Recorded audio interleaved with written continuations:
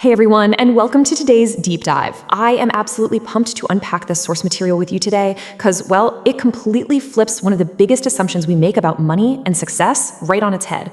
We spend so much time chasing after that next raise or trying to crack the code of the stock market. But as we're going to see in this analysis, long-term financial success actually has very little to do with raw intelligence or your paycheck. It's almost entirely about your personal behavior and discipline. Today, we're getting into the fascinating psychology of money and specifically the massive difference between just looking rich and actually being wealthy. Okay, let's dive into this. When you hear the words rich and wealthy, you probably think they mean the exact same thing, right? I mean, society definitely treats them like synonyms. But as our source material reveals, confusing these two concepts is exactly where most of us go totally wrong with our finances. Being rich is all about your current income, what you're showing off to the world right now. Being wealthy? Well, that's an entirely different ballgame. To really nail down this exact difference, the text gives us this brilliant little story contrasting two very different people. Section 1. Two people, two mindsets. Let's look at this tale of two New Yorkers to really set the stage. So to make sense of this, we're going to look at Jake and Sam.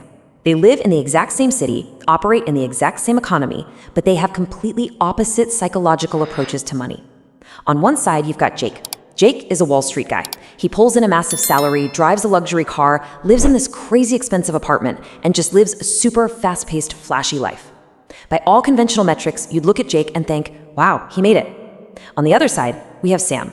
Sam works a totally normal, average office job. He lives a quiet, simple life, actively avoids buying stuff he doesn't need, and just consistently saves his money. Sure, their incomes are worlds apart, but the real, fundamental difference here isn't the size of their paychecks. It is absolutely their psychology.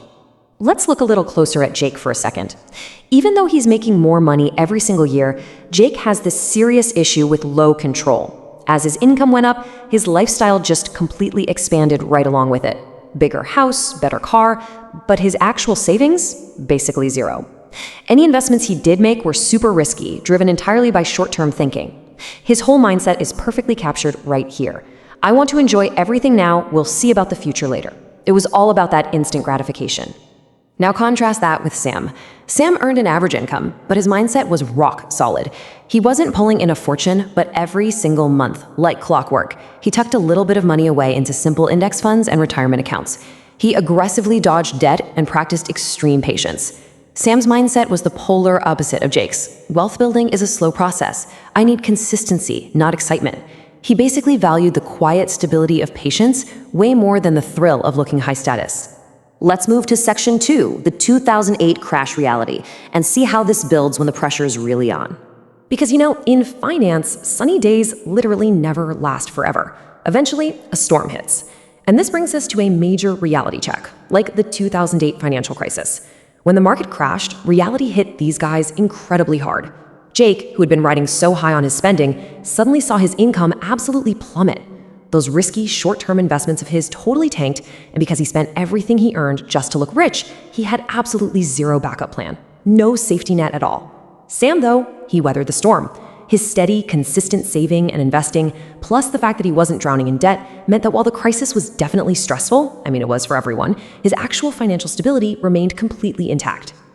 So let's fast forward a bit. It's really easy to look at a single isolated event, like a market crash. But the true test of financial psychology, that plays out over decades. Let's see exactly where Jake and Sam ended up 20 long years later. Now, what's really interesting about this slide is the ultimate plot twist here. 2 whole decades later, Jake, despite this massive history of earning a huge Wall Street income, is still struggling financially. He never actually managed to build any real wealth. And Sam, the guy with a perfectly average office job, he is completely financially free. He's got practically zero stress and total freedom over his day-to-day life. It's crazy, right? The average earner completely won the financial race against the high-status Wall Street expert. Section 3, wealth is what is unseen. Let's break down the psychology of how that actually happened. So how exactly did Sam pull that off? To really grasp the mechanics of Sam's victory, we need to shift gears from just telling a story to actually analyzing the underlying financial psychology. Our source text breaks down these core lessons into 5 crucial pillars. These 5 points are exactly what separate the people who just look rich from the ones who are genuinely wealthy. We're talking about prioritizing behavior over knowledge, understanding that true wealth is hidden, harnessing the power of compounding, respecting the roles of luck and risk, and finally, recognizing time as the ultimate metric of success. Let's start with lesson 1, and honestly, this might be the most important one of the bunch. Money grows through personal behavior and discipline, not just raw intelligence or knowing a bunch of financial jargon. I mean, this explains our parable perfectly, right? Jake had all that Wall Street knowledge. The guy was obviously very smart. But being smart just isn't as critical as being disciplined. Sam outperformed the quote-unquote expert simply because he had the behavioral discipline to keep his ego in check and stick to a boring, simple plan. And this leads us straight to the absolute core difference between our two guys. Jake had a high income, which meant he looked rich, but Sam was actually wealthy. Why? Well, because as our source defines it, wealth is the money you do not spend. Let that sink in. It's the cars you didn't purchase, the diamonds you didn't buy, the first-class upgrades you declined. Richness is loud. It's super visible. But wealth is invisible. It's just unspent funds sitting quietly, waiting to be deployed. Section 4. The silent superpower. This is the hidden engine of long-term success. So what exactly happens to all that invisible, unspent money over time? Well, it taps into the silent superpower. Just look at the massive difference in their approaches over a 20-year span. Jake's risky, short-term bets left him totally struggling with zero backup. But Sam's approach, taking those unspent funds and quietly putting them into small, consistent index fund investments, resulted in massive, silent growth. Guys, that is the magic of compound interest. It doesn't look like much on a random Tuesday, but over a long time horizon, those tiny habits compound into phenomenal, literally life-changing results. Now, while behavior and compounding are absolutely crucial, the text also hits us with a really important reality check about success. Lesson 4 reminds us that while hard work definitely matters, things like timing, external opportunities, and honestly just plain luck play huge roles in acquiring riches. You know, in cultures that really push that self-made narrative, it's so easy to just credit all success to hard work, but acknowledging that luck and risk are literally just two sides of the exact same coin, that brings a really necessary sense of financial humility, because sometimes the market crashes through absolutely no fault of your own, and sometimes a massive opportunity lands in your lap purely by chance. Section 5. Real control over time. Let's look at the ultimate goal here. So the crucial point is this. True financial independence isn't a specific number in a bank account. Real success isn't about how much you earn. It is entirely about how much control you have over your own time. Think about it. Sam didn't save his money so he could eventually buy the fancy car Jake had. He saved his money so he could wake up every single morning and do whatever he wanted, completely stress-free. His invisible wealth literally bought him his freedom. These lessons are absolutely critical when we zoom out and look at the modern context, especially in places with a super strong credit and loan culture. I mean, we live in an environment where it is incredibly easy to spend money you don't even have yet.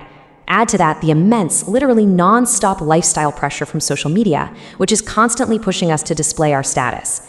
And while there are abundant market opportunities out there, stocks, startups, crypto, if you don't have discipline, those opportunities just turn into traps. In this kind of environment, your own psychological control is your absolute strongest and maybe your only defense. I want to pause for just a second on this because it so perfectly sums up the entire journey of Jake and Sam, and honestly the core message of this whole breakdown. Getting rich is about luck. Staying rich is about behavior. You might catch a lucky break, land some high-paying job, or make a crazy good bet, but keeping that money and actually turning it into generational wealth and true freedom, that requires the quiet, disciplined, totally unglamorous behavior of saving. Which leaves us with a really critical question to ask ourselves as we wrap up today's analysis. I want you to take a hard look at your own habits, your own mindset, and your own bank accounts. Are you spending your money just to look rich today, like Jake? Or are you controlling your behavior and saving quietly to be truly wealthy tomorrow, like Sam? The choice and the psychology behind it is entirely up to you. Thank you so much for joining me on this deep dive, and I really hope this shift in perspective helps you take total control of your financial future.